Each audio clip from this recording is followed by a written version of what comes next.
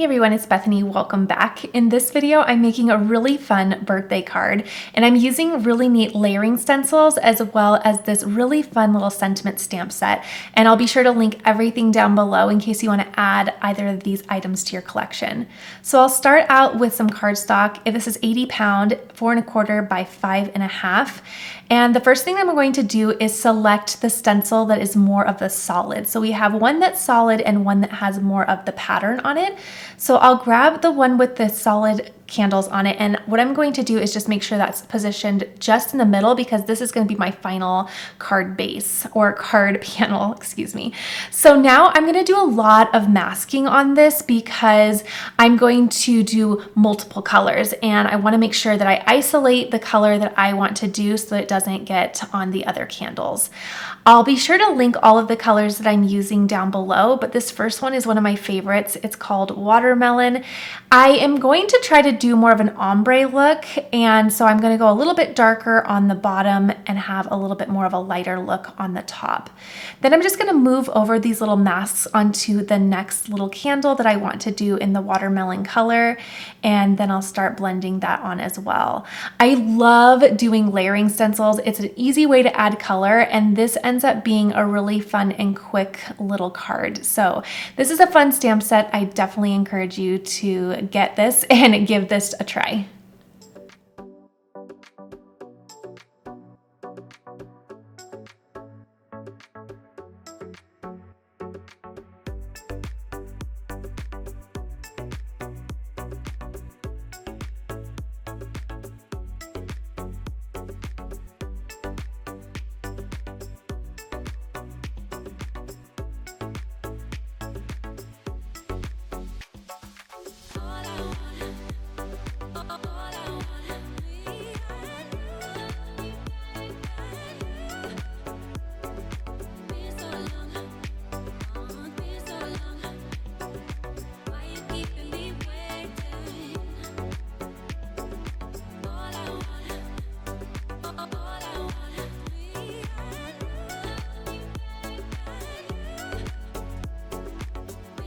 All right, so now I'm going to remove all of the little masks and reveal that first stencil.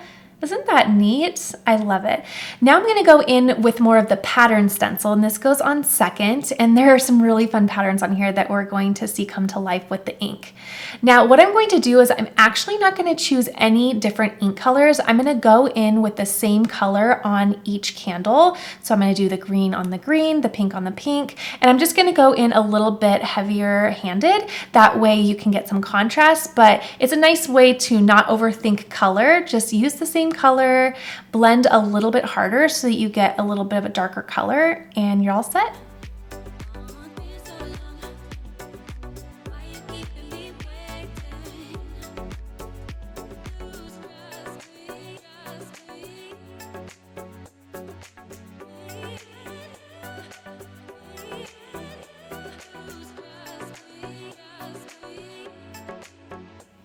All right, and here's the final reveal. Isn't that neat? There's so much fun texture there.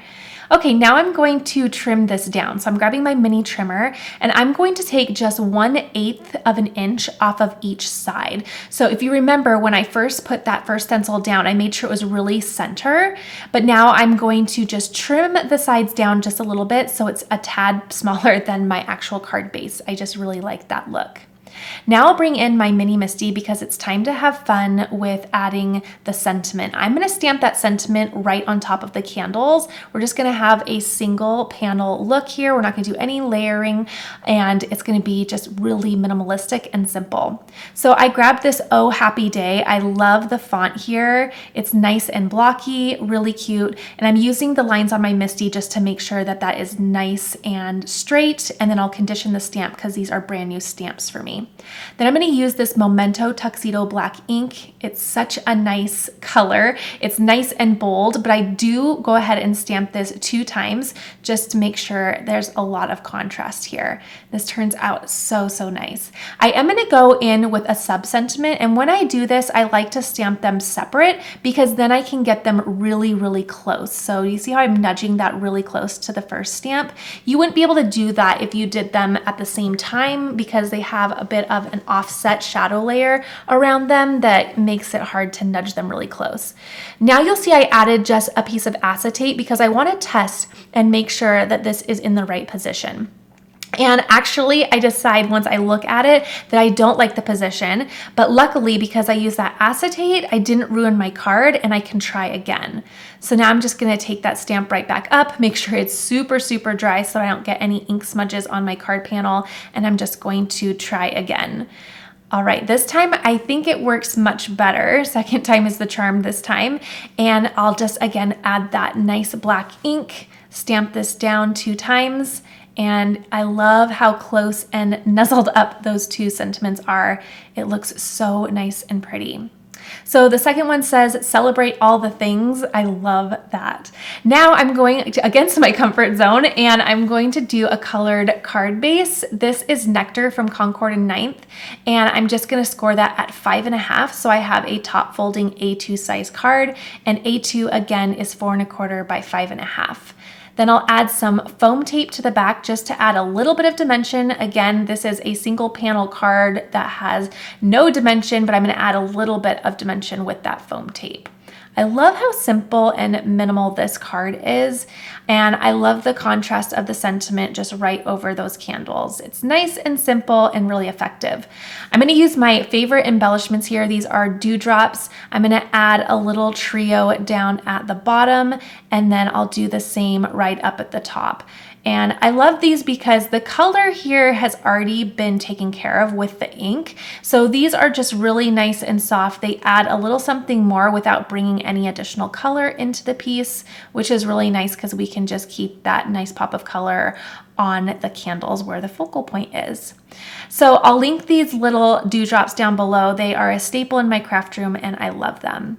Then I'm going to flip this over, and the last touch I'm going to do is just add my little personalized stamp to the back. I love doing this, and I've gotten so good at remembering to do this year as I built it into my workflow. And that's the final card. I hope you enjoyed watching this. Please be sure to give this a thumbs up if you did enjoy watching it. And again, everything will be linked for you down below in the description box. See you soon.